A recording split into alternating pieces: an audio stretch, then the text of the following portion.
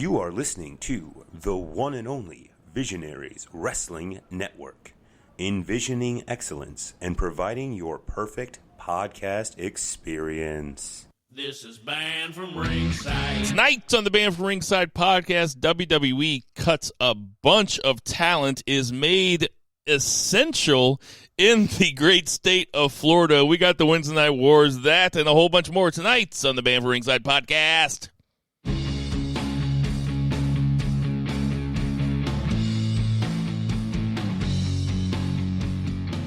Ditch that 9 to 5. It's time to feel alive. Hello, Marks, and welcome to the Banned from Ringside podcast. As always, I'm your host, Bill Vagey, a.k.a. Insta-Smark. And over there in Edwardsville, Illinois, we have Two Beer. Zach Pullman, what's going on, Two Beer? Not much. I actually am finally Two Beer for 2020. I'm having my second beer of the year. Hey! I know. I've been cleaning all day. It's beautiful outside. I got to come outside. My kids don't hear me talking about cum at least the whole day. You know? I don't even know who you are anymore. And over there in University City, St. Louis, we have Jason Cornelius Bell. What's going on, JCB? Allow us to bow our heads as I pull down the latest edition of the Banned from Ringside podcast, volume 151, chapter 3, verse 14, and the good Spark saith, hashtag boo the heels. It is all good, baby. Listen, share, subscribe, repeat. Shout out to my girl, Becky Balboa. I love you, babe.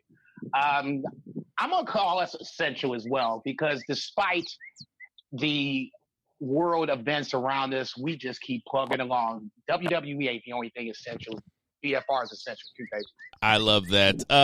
We might have to put an asterisk on episode 151. For all you loyal listeners out there, let me be the first to apologize. We had kind of a perfect storm of technical difficulties last week. Not only were we changing podcast carriers and trying to change the logistics of how we get the podcast uploaded to your favorite podcast services and, all that really non-fun stuff, but also yours truly, I don't know how I did it. I have no idea what I did wrong last week, guys. I wasn't banged up. I wasn't high. I wasn't drunk. I just recorded myself, which is how I hear the podcast in my head all the time. But I know that that's not what you guys want to hear, which is just me talking and then clicking my pen in the background as I kind of laugh at what these guys are saying. So let it be known, just let it be known that it was a great conversation about WrestleMania. It was our WrestleMania recap episode, which is particularly shitty. So we're going to see what. I mean, it's shitty that was the one that we missed, or that was the one that didn't go out right. So we're going to do what we can. Hopefully, we're going to try to recreate that podcast for you sometime in the near future. But to those of you that reached out on Twitter and Facebook and called my parents' house and made death threats, I apologize. It was mostly my fault. Part of it was out of our control. No, I was just going to say, let me piggyback on that. Part of it is my fault as well. That was the logistics part of getting it to your favorite podcast provider. I have figured that out now, so we are good to go. So from this point on, you should be set on whichever podcast provider you like to go to find us for episode 151 and moving forward. But just in case it does fall fluky again, Visionary Wrestling Network is probably the backup way to find us. Put that into your space bar, then you just scroll up, you find us plus the rest of the BWN family. That way you can listen to us and them as well. So Banned from Ringside, obviously the easiest way, the way you have been doing it, but as the backup, you can also find us at Visionary Wrestling Network as well. I just want to point out that I am 100% blameless because I don't do any work. So. I'll also say, Zach, it sounds like you're near a very talkative bird. I could be. I'm outside. Yes, that sounds nice. Yeah, I was going to say, we definitely hear that. All right. You want me to kill it? You want me to kill it? Yeah. No. Kill it. No. All right. We got enough problems. All right. Before we get too far into it, Jason, tell us about F&B Eatery. F&B Eatery on the corner of 3453 Southampton and Marquette. Swing on by, check my boy out. He is one of the few that are doing curbside delivery, pickup, all that good stuff. Like I said before, I would always suggest liking them on Facebook because hours can change just because the world climate can change. If you're ready for a smash burger, he's the man to go check out. It's the best burger in St. Louis you've never heard of.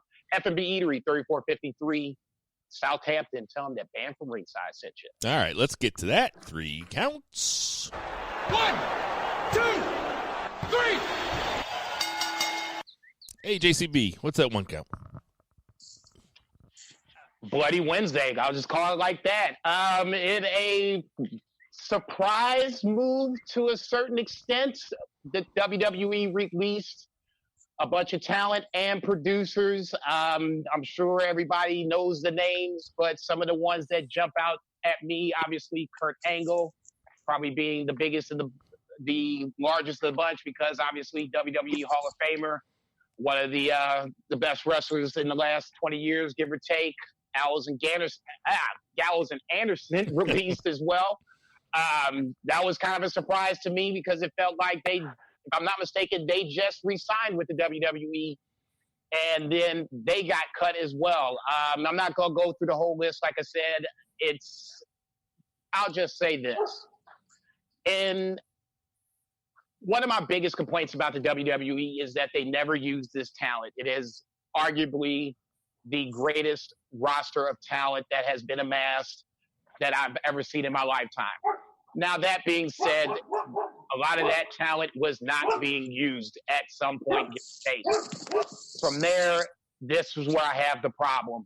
You've hoarded this talent, and now in a move that makes sense business-wise, I'll give you that, you have to cut costs somewhere, so you cut costs at the talent. This is the absolute wrong time to be doing anything like that.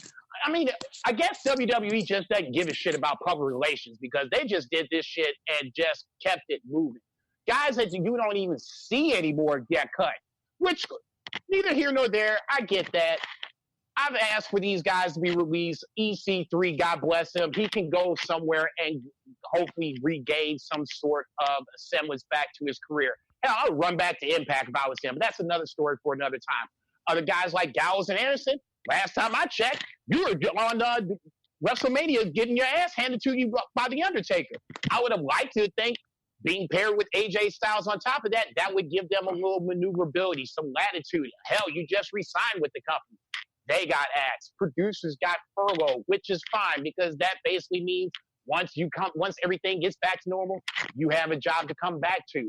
But the talent is the one place that I have the biggest problem with it because they hoarded this talent. They didn't do anything with it. And then when it came time to unfortunately cut them loose, they cut them loose at a time where now not only do they have to wait 30 to 90 days because of the no compete clause, now they're getting into a market where the market can't just take them on and move along with the storyline because most everybody is in this holding pattern trying to wait for this thing out to where everything can go back to quote unquote normal. This is a horrible PR move. But it just goes to show, like I've always said, Vinny is about his money. Go ahead, keep that profit margin up. It's not like I'm going to sit here and say I'm going to stop watching WWE because I'm not. That's who I am. But this is just a horrible fucking move on the WWE's part. Fuck the business side. I'm going to stick with the talent on this one. You should have cut bait with them earlier than that so that way they had a chance. Like Rusev hasn't even done anything since the whole Lana and Bobby Lashley thing has gone off. And he didn't do anything before that. You could have cut bait with him at any point, but no, you just want to hold him so that way AEW doesn't get him or the NWA doesn't get him or whatever the case may be. And last thought, not everybody can go to AEW, everybody, okay? That means they would have the same problem that the WWE would have, a bloated roster with not a lot of places that they can go. So let's get off the AEW bandwagon. Some will go, most will not. Anyway, like I said, horrible PR move on the WWE's part just because the timing couldn't be worse. 2 beer Zach. Yeah, unfortunately, since wrestling is regarded as like low rent entertainment by the majority of Americans, at least. A lot of the shenanigans really fly under the radar, like the stuff that Vince does and has done, just largely in the past, but also even just in the last 12 months.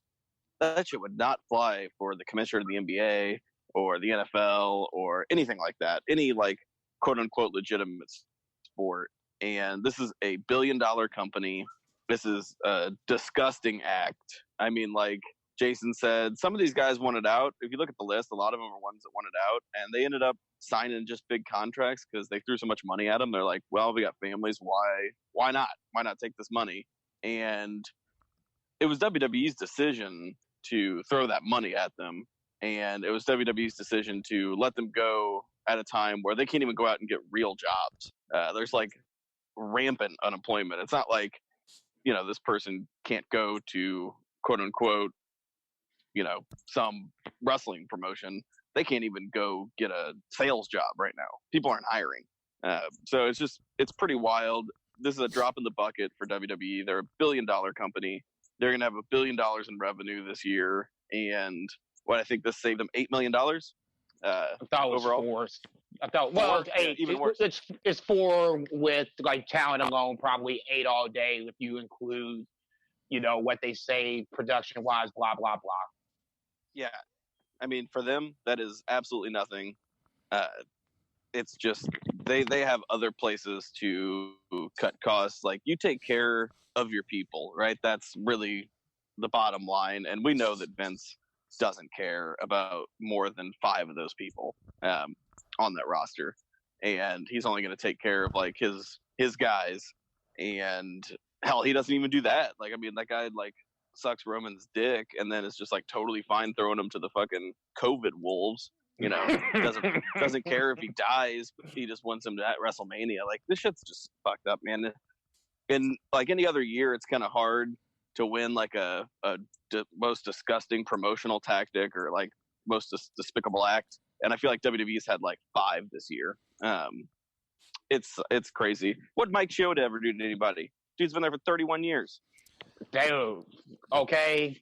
Now that doesn't even make sense. I mean, how much money is he really making that you cut him and it's going to be like, okay, everybody, your profit margin is still okay. You don't cut Mike Chioda. You don't do that. So, okay, that is the most ridiculous thing I've ever heard in my life.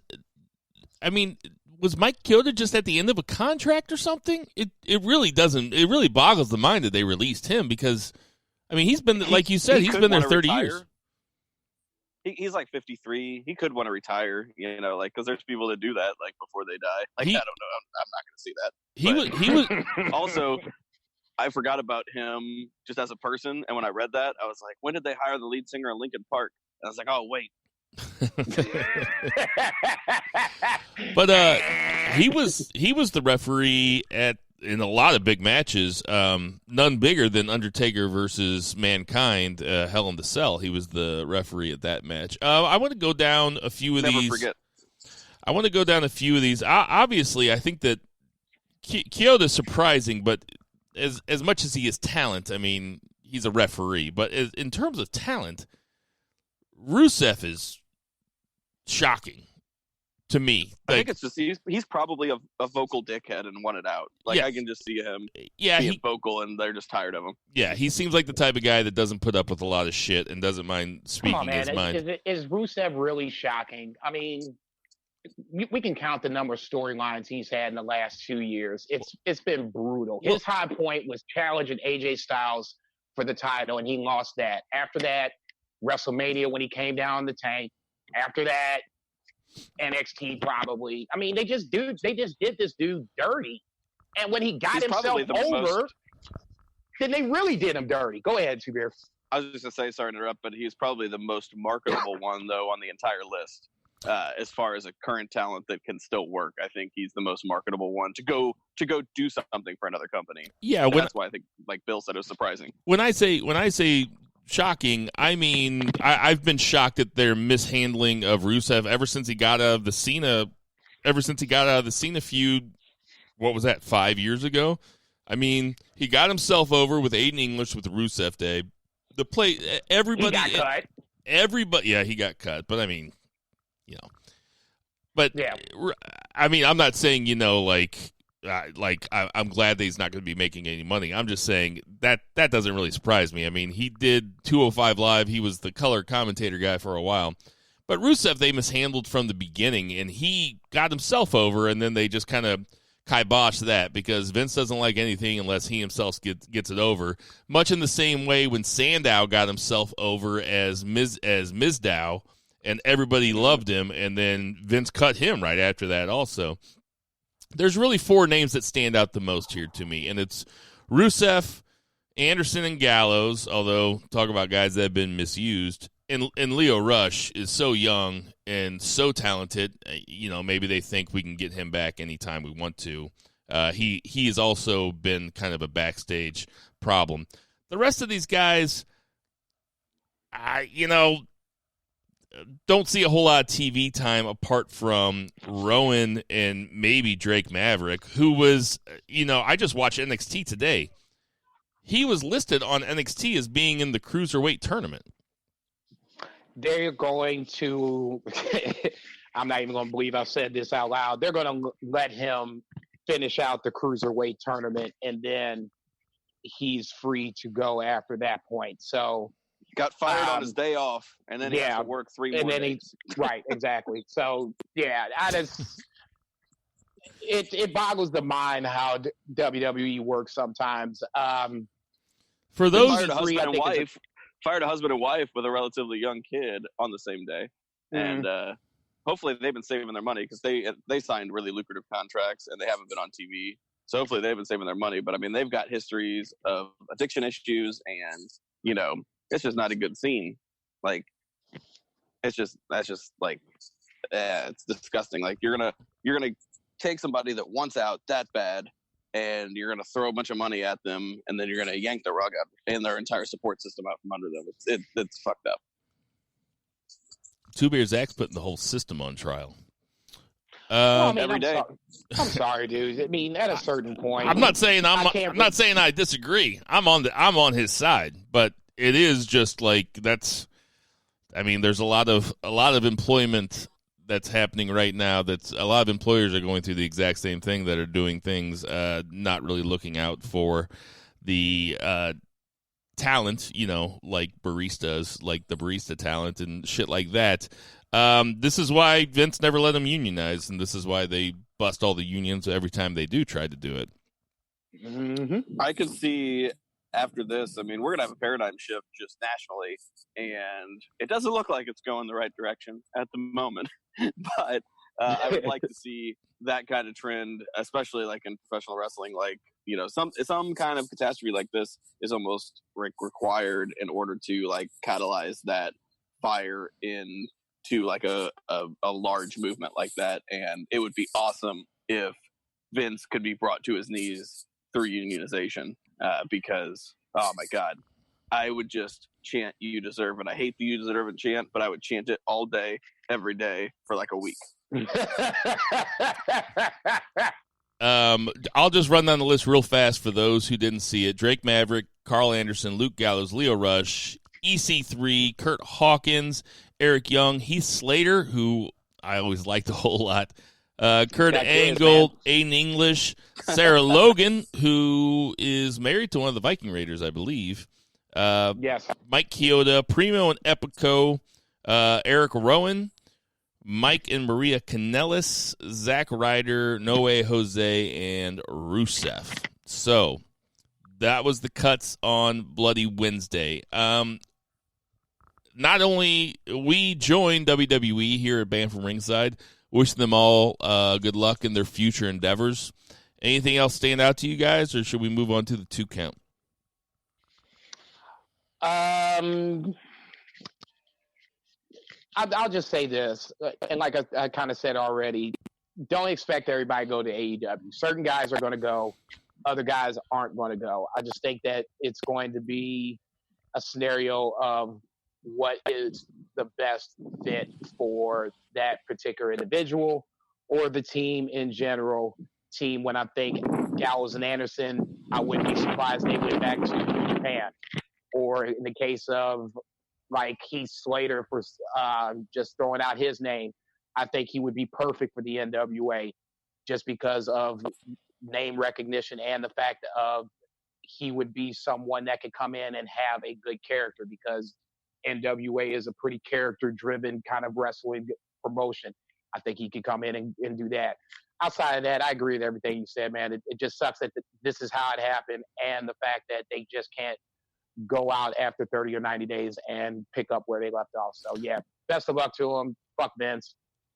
Move along. It's also real easy to say, well, AEW can just start up a second weekly television show. It's like it's not that easy, especially AEW is doing as good as they can. Also, they're it's just not that easy. So, dude, can you imagine if AEW would not have re-upped that television deal in January, like before this hit? Yeah, like they got a very lucrative deal right before this hit. I mean, that one's going in the history books, right? Whenever we talk about this Wednesday Night War and this thing, like that is such a perfect moment for them, and they're still hurting because they rely on live shows and merchandise and stuff, whereas WWE loses money on live shows. They don't lose money on merchandise, but they lose money on live shows.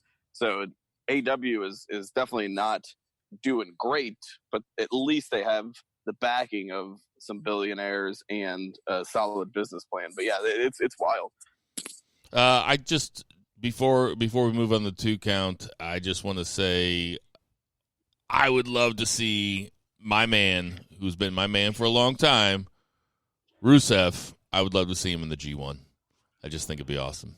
I'd love to see what he can do with those dudes, with dudes that fly around and maybe have some big heavyweight matches and really just let him go for a while, because he is he's the most talented guy on the list, or maybe not the most talented, but the one with the most upside. I think that Zach said that earlier. So that's what I think too. So let's get to that 2 count. I just thought of. Yep, go ahead. You just made me think of Rusev and Ishii, and I just nutted in my pants. Oh my god! Can you imagine?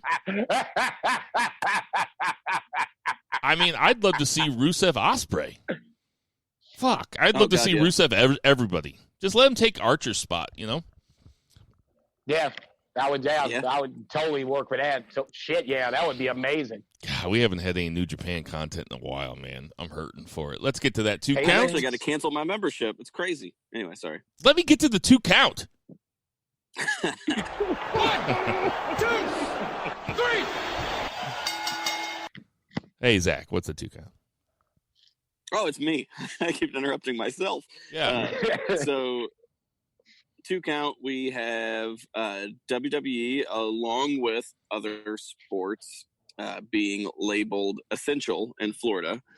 So, and it's not just other sports, it's basically sports for a national audience, which is AEW included, UFC is included. Dana White before this was about to buy an island and privately fly everybody out. That guy's. We talk about Vince McMahon being a monster. Dana White is off the deep end. Okay, fuck your couch. I'm gonna make this fight island happen. For real, it is just absolutely wild. But that's a thing that happened, and it is even more wild when you consider that Florida is arguably the most elderly state in the nation. So you just have all these people flying in and out from all over the world just to do their sports, just to do their little fucking monkey dance to entertain you. And I'm sorry, but that shit is not essential. I do a wrestling podcast. Obviously, it is high priority for me. It is peak entertainment for me. And I'm telling you, I don't even care to watch this shit right now. It doesn't matter. I'm happy to have some kind of distraction. But at the end of the day, there are other things that do not involve risking the lives of the people that entertain me or their families or anybody that they would come in contact or with. Anybody else. You know? Anybody. It's just the production crew, anything. It's just, it is irresponsible. And, we shit on Vince, and I know that AEW has been a little bit better, but they're still running shows too. And at least they did the thing where they ran, tape 5 weeks, and they're trying to do it a little bit better. And they're trying to, they told people they could stay home, and people trusted Tony Khan that they would not lose their push. And he straight up said, look, you're not going to lose your place in the company. You're not going to lose your push. Like, you do what you think is right for your family. And because, like, he seems like a decent guy, and he's not a 80-year-old man who has 80 years of history of not being a decent guy, people believed him. And you notice that because you see the same people on TV every single week. It's just really, really weird that, it's just like this national narrative that we're seeing right now, where people are like so ready to open back up, and we're about to get gaslit so hard, like from every single source, that this is not as bad as it seemed, or actually once it passes, that it was not as bad as you might have thought that it was, and that this, which means we did everything right. We're strong. Yes, and it is going to be gaslighting like you have never seen in your life. And this is just the beginning of it. And they're like, the Florida guy talked about opening up schools. Like, what the fuck? Like, I don't even want to send my kids to school during flu season. Yeah. And I'm not in a high risk group. Like, this shit is bonkers to me. And fuck baseball, fuck basketball, fuck every other sport. I enjoy those sports too. I may not follow them as much, but like, they're also boring in an empty arena. They're not essential. They are not so important that they need to put anyone's health at risk, anyone, one person even. And it also, when those things start running, it's just going to give everyone an example that says, hey, you should be social distancing, but it's okay for celebrities not to, or it's okay for your favorite sports authorities not to, because they're more important than you. So then people are like, oh, well, they're doing it. Why can't I? Like, it defeats this entire purpose. And it's the dumbest shit I've ever heard. Well, so anyway, I'm sorry. End rant. I know that you were saying fuck basketball, fuck baseball, and fuck football because you were saying personally that you don't care about them. But I will say that NBA, they were the leader on this. They were the first ones to be like, you know what? We're just shutting down the season. Sorry, like everything's shut down. That they were the first ones to do it, and they did it in the middle of a game. Mm-hmm. They just stopped games with arenas full of people, and they said, you know what, we're just not going to do this anymore. I agree. It's not essential, and there's programming that they can do that ESPN is doing right now that, it might be hurting, that their ratings might be down, but I mean, is at the expense of what? At the expense, or for the benefit of everybody's health. So if WWE, I'm telling you, man, if Vince just wanted to run Raw and SmackDowns from 2000 and just ran them the exact same way they were played with just new advertisements instead of, the Noid or whatever was going on back in 2000. The Noid's probably like 89 or something. But if they did that, I'd watch it every week. I would watch Raw from 2000 every week. You're not the only one, and I think part of the reason is that in those contracts, he is supposed to deliver live content, and up to a certain point, because he has like a few shows that he does in Europe a couple times a year, and then like Christmas shows and stuff that are not live. But I think like 40 something weeks out of the year, he has to deliver live content. And because he's the kind of guy who's going to renege on any contract he can that will benefit himself, he is absolutely thinking that Fox and USA, and maybe not USA as much because they actually need him, but Fox is going to try to renege on that contract if he does not deliver live content, because they were set to tape like 4 or 5 weeks of shows last week.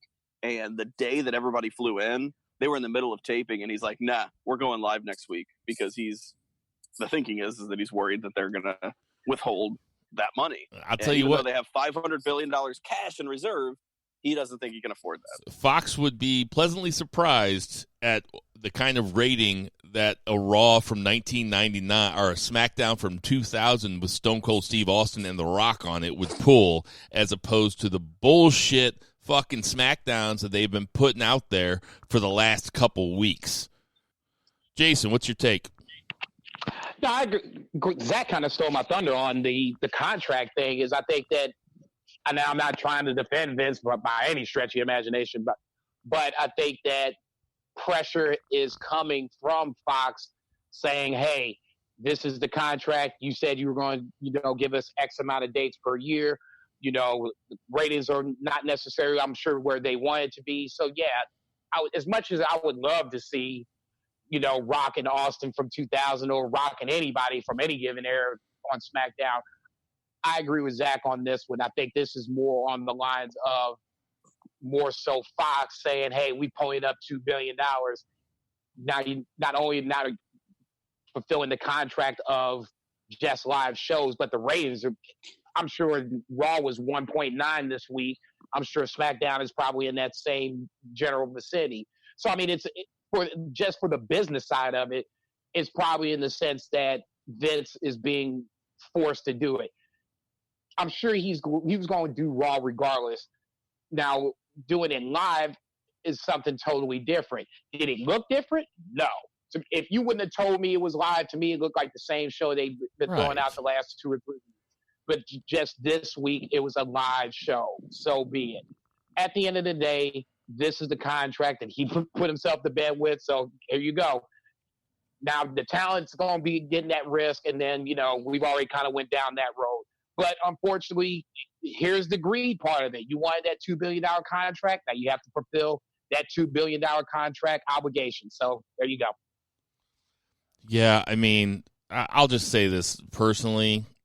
I was putting on the good face saying, I'm gonna roll with it, and I'll watch these empty arena, new shows with new content. I am really, and maybe it's just general pandemic malaise, and I know that we have another month of it at least here in the St. Louis area where they're saying that the social distancing, everything's closed in the St. Louis County area until May 15th. But man, I am getting sick of watching empty arena shows. It's just so not the same. And I think last week on the lost episode of BFR, I think I said that, I was just getting used to it. And then this week I just hit a wall. I was like, man, it just sucks, man. It's no fun. But them being called essential workers it's just fucking silly. I mean, it doesn't make any sense. It's just dumber. No, it's just dumber than shit.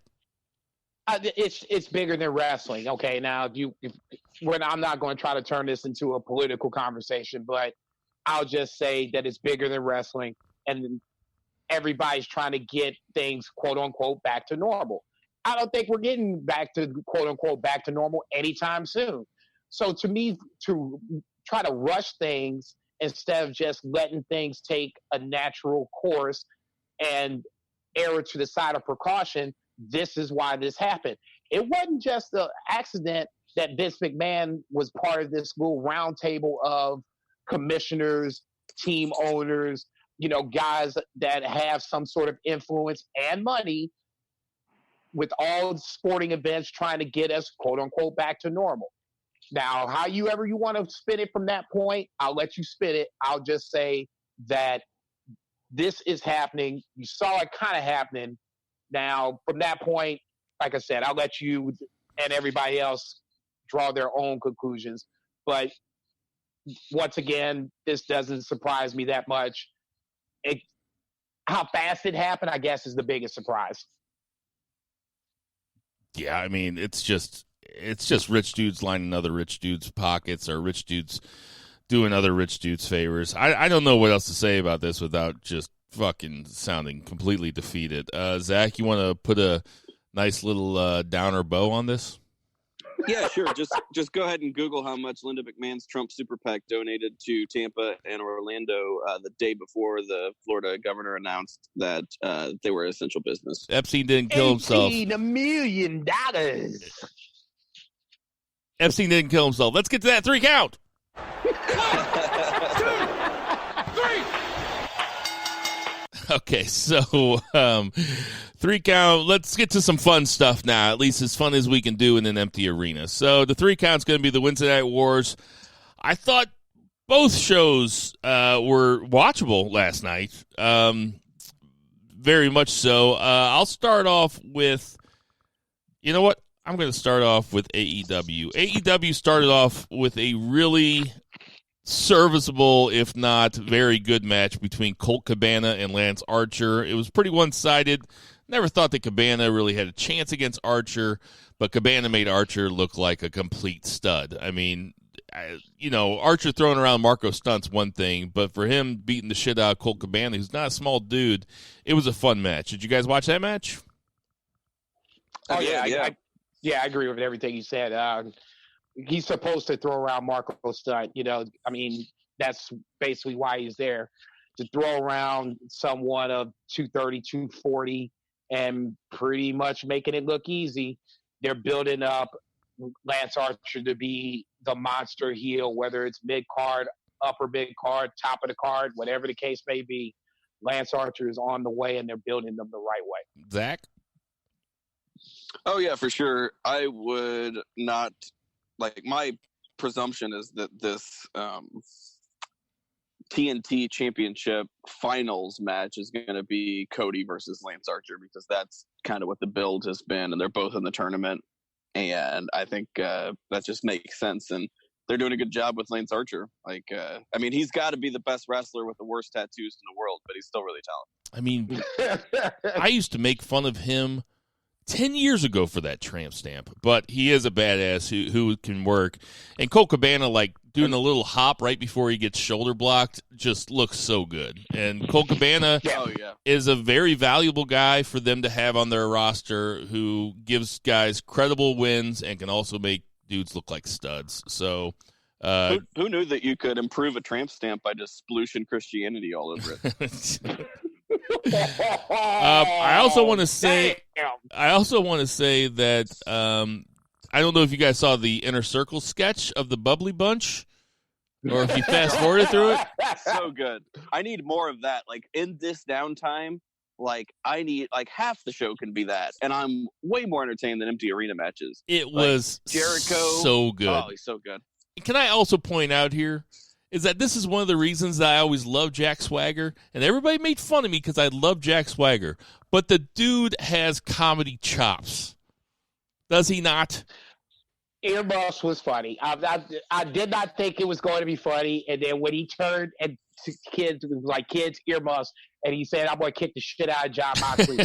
I openly belly laughed. I was like, "Hell yeah, that is too fucking fun." He's got comedy chops. He's great. And you know what? LAX, they were doing their part too. Not bad. The Inner Circle is starting to look a little bit more like a team, and I love that Inner Circle GNR Appetite for Destruction shirt that they have. Yeah, I was about to say that bad boy might have to come home. I got a birthday coming up in November. Hint, wink, too. Coming up. None of us might be alive by November. Oh, come on, man, Zach. you got shit to do. You guys are about to enter a high-risk age group. Hey. Zach's all slim and trim. Only had 2 beers in 2020. All slim and trim over there, just watching us die. It's gonna be him and Murray doing the podcast. Yeah, right. Don't fuck it up. Moxley Swagger was a no holds barred match, and this is kind of the downside of Swagger or Hager. Sorry, Jake Hager. He kind of really only has one gear in ring. He doesn't really get to a spot where the match gets really exciting or starts building up to a crescendo or anything. It was a long match, 30 minutes. Moxley, of course, went over. It's a good win for him. Hager didn't look too blown up for a 30-minute match, so he must be in pretty good shape. You guys have thoughts? He was training for a Bellator fight, legit. So, he's probably in better conditioning than Moxley. Yeah. But, yeah, it was fine. It was a little long. If it was a little shorter, I think I would have not, lost interest as quickly, and I would have been more into it. It was cool, though. It was fine. JCB? No, I think that this match is very similar to, like we said in the last episode last week, the Boneyard match, Firefly Funhouse match.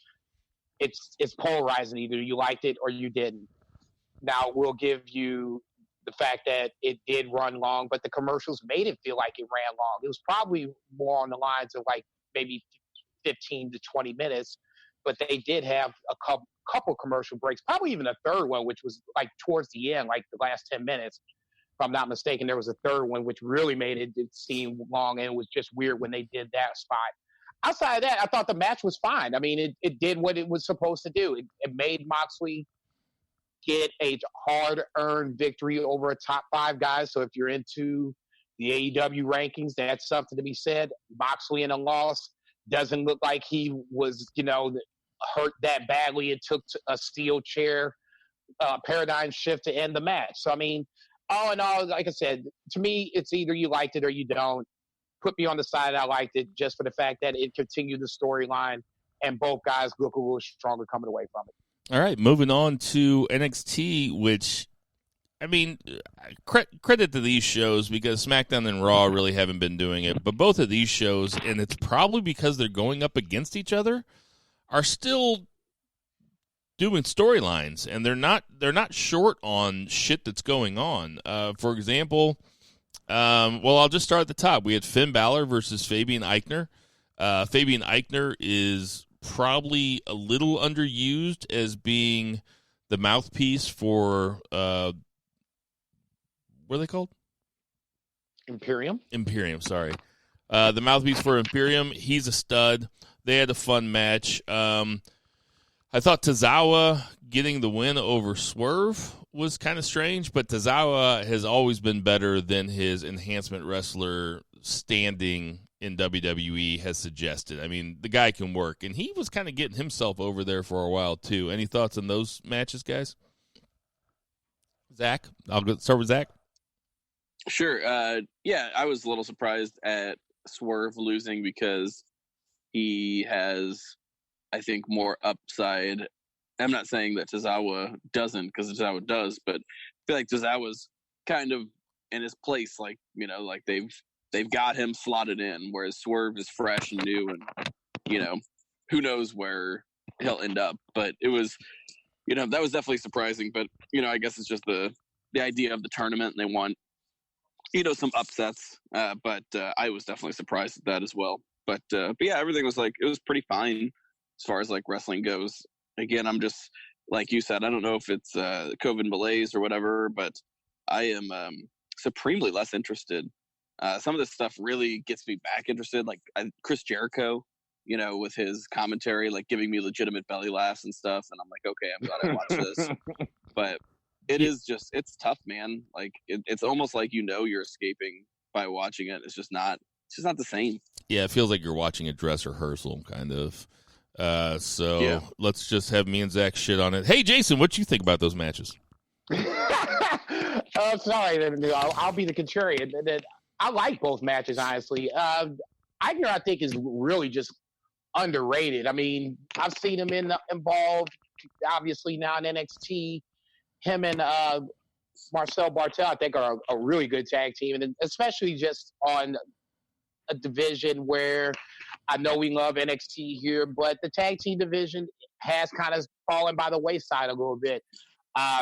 Undisputed Era, God bless them. I just said it on Twitter last night. I think their time has kind of came and gone where now they're going on the downside of things. When they had the title match last night, I kind of knew no matter who it was that was picked for Matt Riddle that, they were going to retain. So I'll give you that part. There's some bad parts to it. But, I mean, the matches themselves, they're good matches. You just miss the Full Sail crowd getting behind the matches.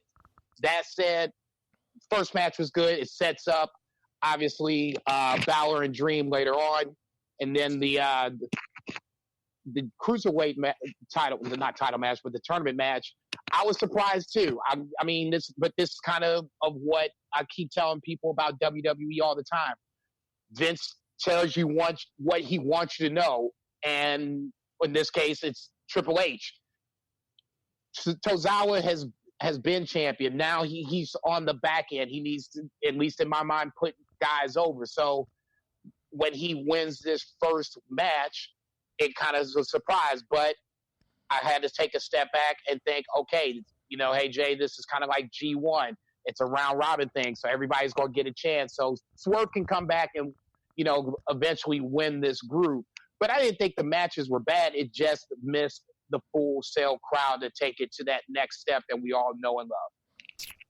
Okay, Adam Cole cut a promo from what looked like his back patio, and then we move on to the two real big events that happened on NXT, which is Velveteen Dream cutting a promo. Finn Balor basically came out, said, if you're going to talk about the greatest NXT championship of all time, you're talking about the wrong guy. You need to be talking about me. We're getting Velveteen Dream and Finn Balor next week. In front of a Full Sail crowd, it's hard to imagine a hotter matchup than Finn Balor versus Velveteen Dream. Thoughts on that, JCB? I'm all for it. Let's get it on, because I was going to say there's no telling when we're getting Cole versus Velveteen Dream. This makes storyline sense. Oh, you're pro Velveteen Dream versus Finn Balor. Yes, let's do it. Don't go out on a limb there. No, I'm good. You can put me out on that limb, and I'll be out there by myself. I am for this shit, man. In front of a crowd, in my backyard at Full Sail. Let's do this shit. I think that's going to be a good match. And just real quick, and we always say that we're looking for Velveteen Dream to have that one great singles match. We're putting Finn Balor in front of him. This is as good as the chances that we're going to get for him to have that match that we've been clamoring for.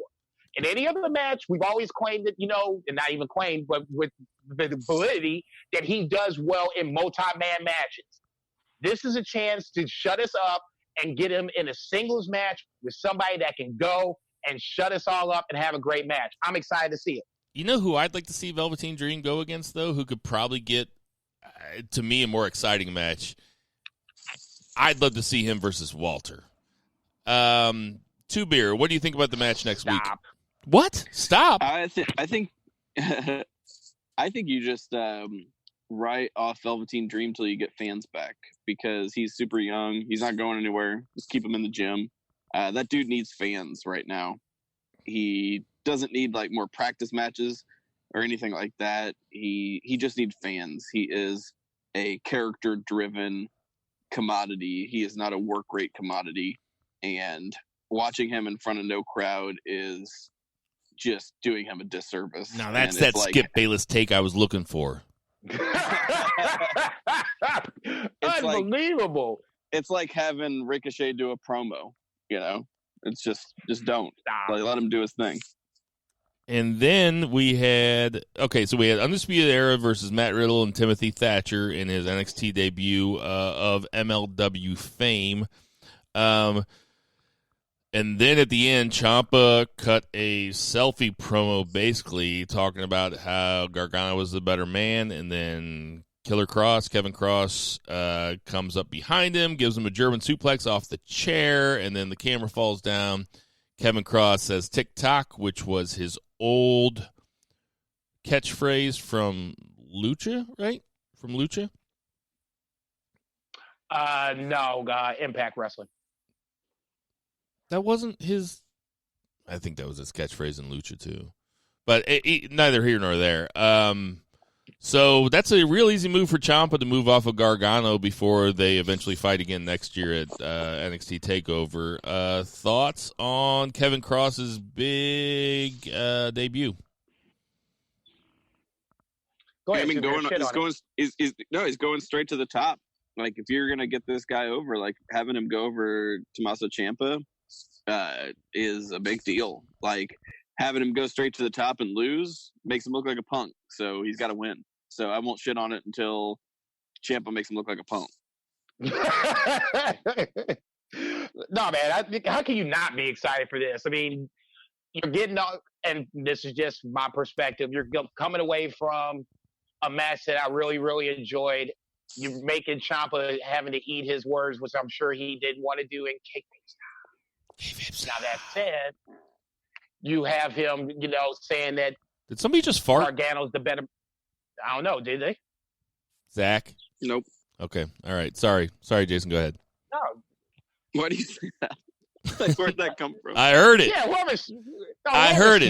Dealt it, motherfucker. Don't pull that bullshit. Man, we're gonna put a poll up on Twitter to say, did you hear a fart? Fair enough. Okay. Sorry to cut you off, Jason. You wanted to. Zapruder film this motherfucker. No, I just like I said, I think it's a good way for Cross to come in. You're putting him against Ciampa, which is a great move. I don't know why people were saying Gargano and Killer Cross. They don't do heel versus heel. It's heel versus face, and you couldn't have a bigger face right now in NXT outside of the guy that just got kicked in the balls by his bitter enemies, current wives. Yeah, Scarlett being there, it's going to make sense. It's going to work. I'm excited for it. So, yeah, I mean, I get it. It's not what we're used to, but they're delivering, at least for me, storylines that I can at least come back next week and be interested in. That's really all I can ask for at this point. All right. That's going to do it for our 3 count. 1, 2, 3.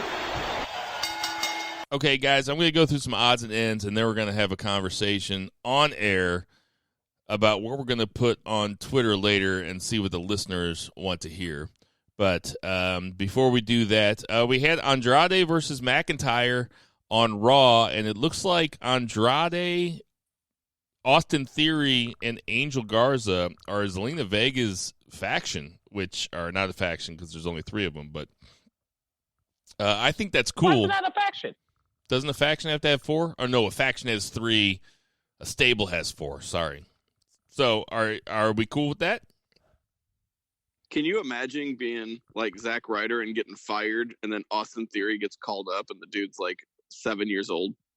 I mean, yes, I can.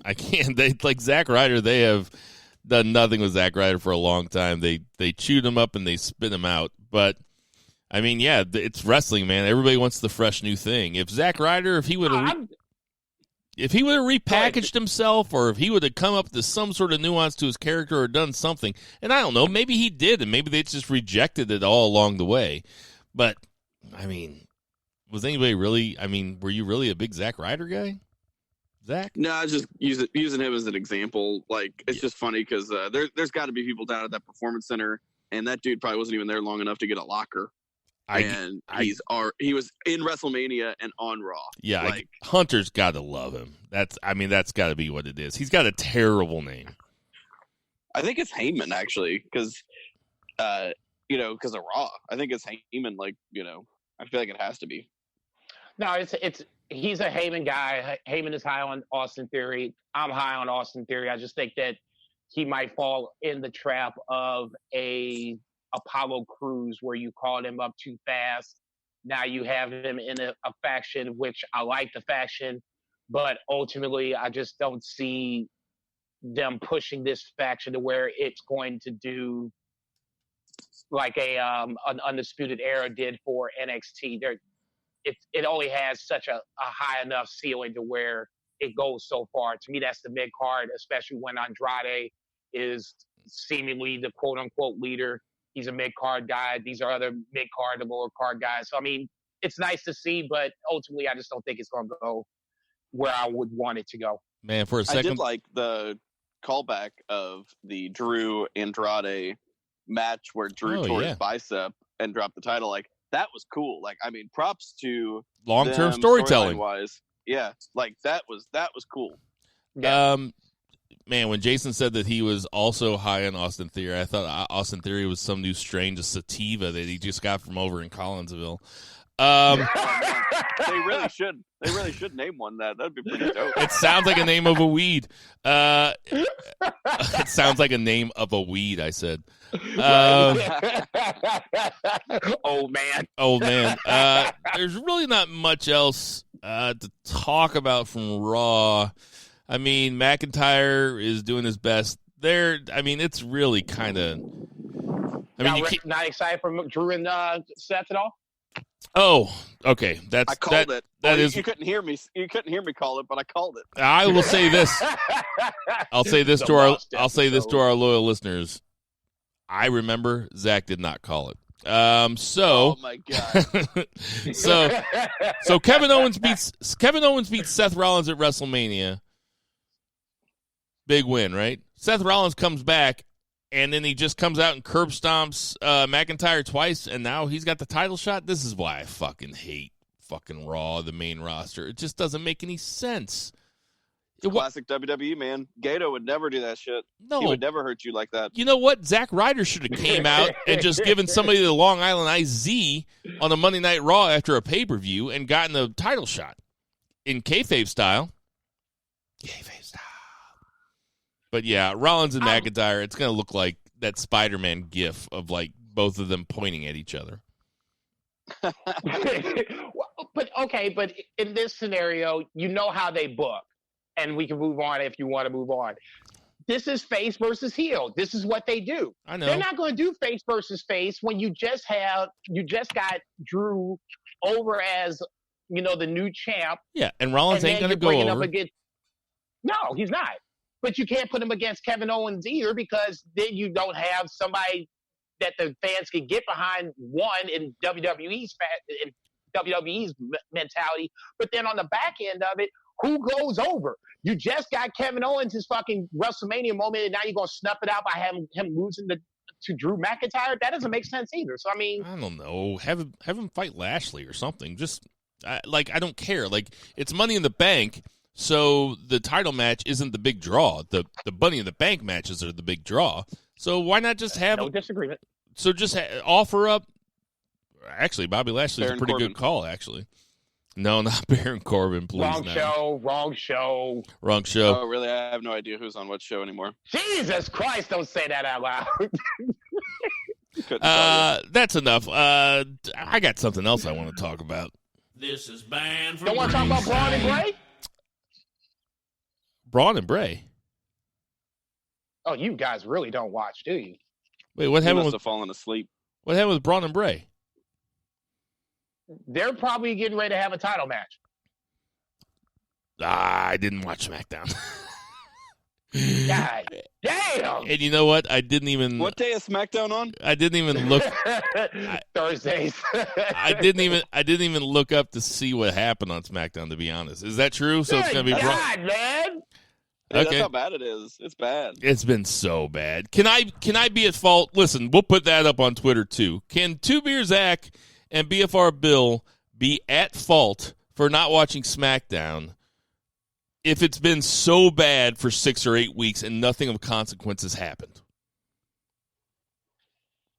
Okay, I fine. vote. I'll vote no. I vote no. But I'll just say this: last week was a week of consequence because you basically have, a storyline that is what we always yell at them about: long story storytelling. Well, here it is. It's the Wyatt family. Oh, yeah, that's interesting. So they are going to have. You know what?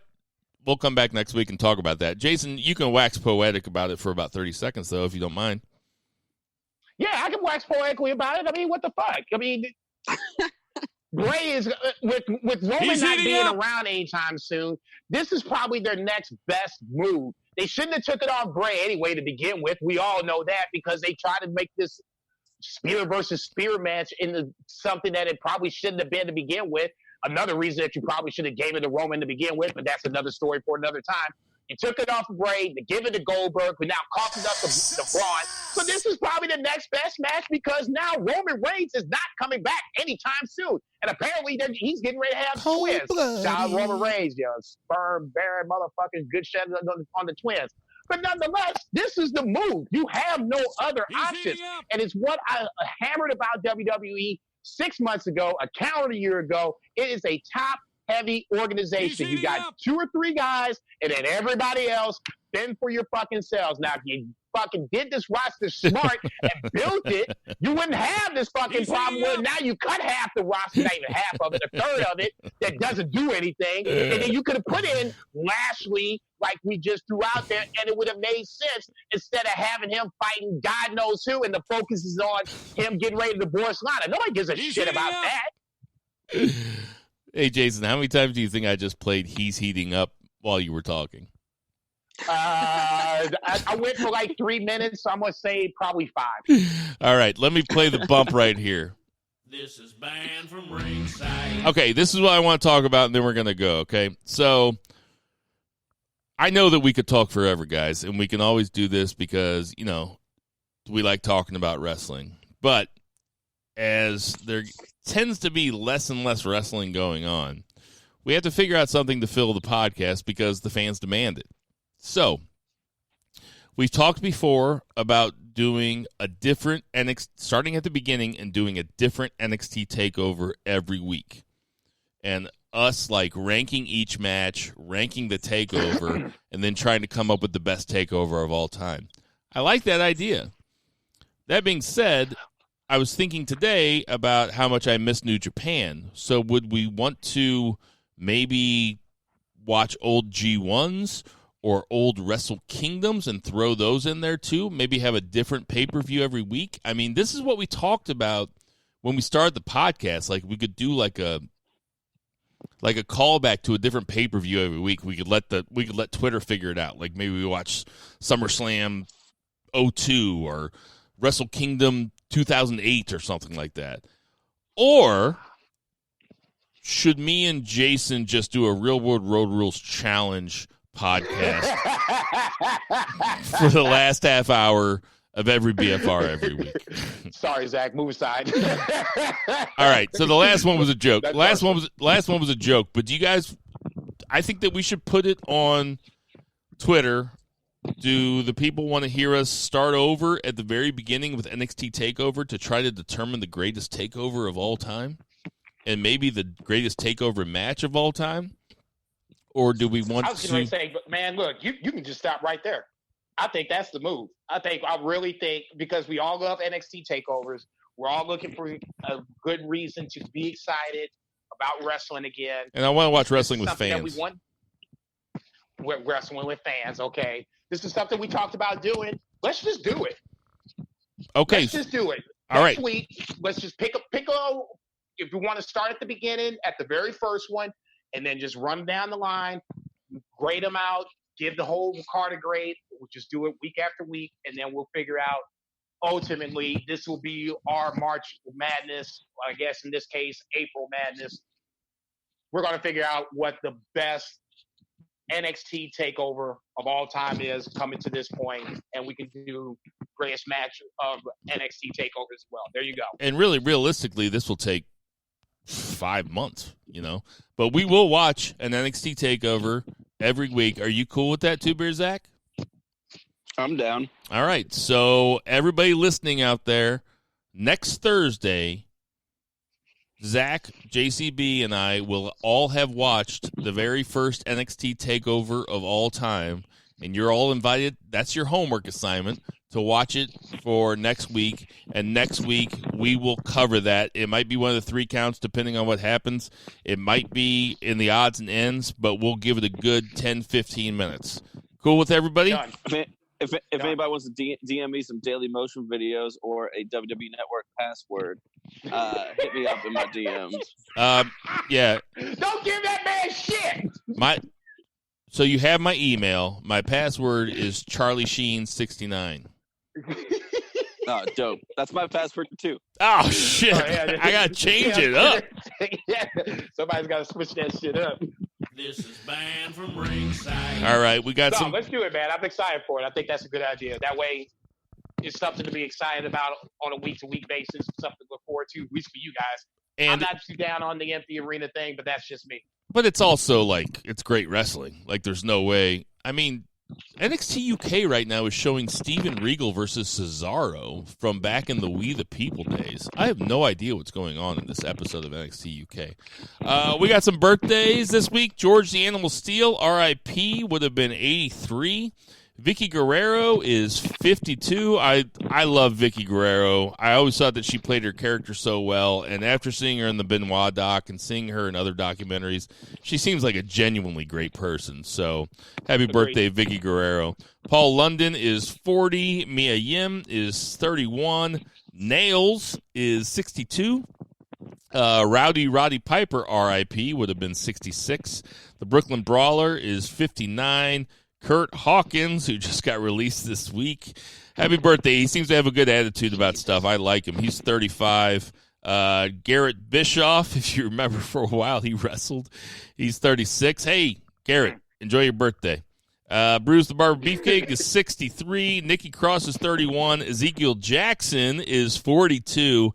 And R.I.P. the Fink. Howard Finkel passed away yesterday at the age of Today, 69. Actually. It was today? Yeah. I mean, he was 69. 69. Nice. Yeah. Howard, the Fink was the gold standard of ring announcers, and He was the best. He's the absolute best that ever did it. he was awesome. Yeah, hands down. I'm not sure how he passed away, but rest in peace, Howard Finkel. You were the man. Hey everybody. We know there's tons of podcasts to listen to, so we appreciate you taking the time out of your day to listen to ours. For F&B Eatery, for Reba the pup, who is trying to fight my cat right now, for my wife upstairs, who's waiting for her computer, for I said F&B Eatery, for Two Beers, Zach Pullman, for Jason Cornelius Bell, I am Bill Vagey, and everybody boo the heels! And sorry about last week. No, he's not. He's be scared. Fuck off.